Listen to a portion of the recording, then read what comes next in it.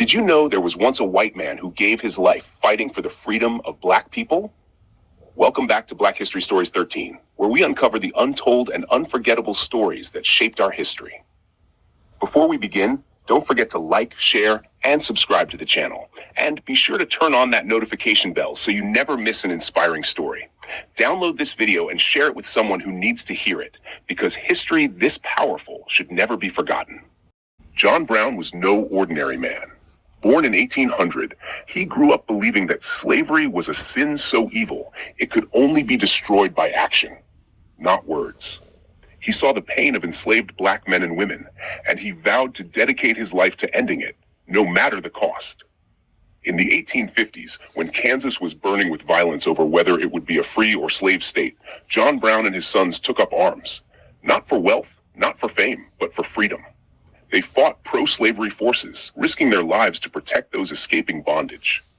But John Brown's most daring plan came in 1859. He gathered a small group of men, both black and white, free and formerly enslaved, and led a bold raid on the federal arsenal at Harper's Ferry, Virginia. His dream? To arm enslaved people, ignite a massive rebellion, and strike a final blow against slavery in America. Though his plan failed and he was captured, John Brown never begged for mercy. When the court sentenced him to death, he stood tall and said, open quote, "If it is deemed necessary that I should forfeit my life for the furtherance of the ends of justice, I say, so let it be done." Close quote. And on December 2nd, 1859, John Brown was executed. Here's what happened leading up to his death. After his raid on Harper's Ferry in October 1859, an attempt to seize the U.S. Federal Armory and spark a slave uprising, Brown was captured by U.S. Marines led by Colonel Robert E. Lee. The raid failed. Several of his men were killed, including two of his sons, and Brown himself was wounded and taken prisoner. He was put on trial for treason against the state of Virginia, murder, and inciting slave insurrection. During the trial, Brown stayed calm and dignified, speaking passionately about his belief that slavery was a moral evil that had to end, even if it cost him his life. On the day of his execution, Brown rode to the gallows seated on his coffin. He was composed and fearless, reportedly handing a note to a guard that read, open quote, "I, John Brown, am now quite certain that the crimes of this guilty land will never be purged away but with blood." Close quote.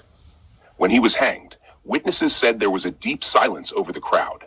Brown became a martyr for the abolitionist cause, inspiring many in the North who saw him as a hero willing to die for freedom. His death helped push the nation closer to the Civil War, which would erupt less than 2 years later.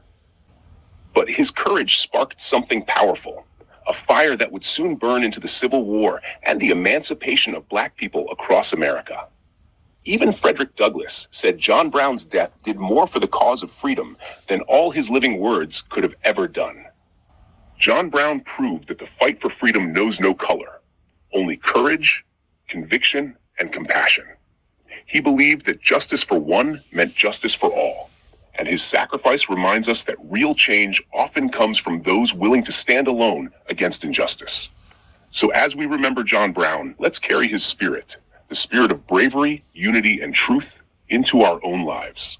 Because freedom isn't just a word, it's a responsibility.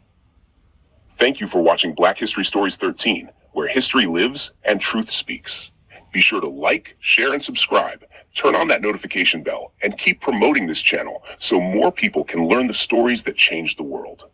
Until next time, stay inspired, stay proud, and always remember, our history is our power.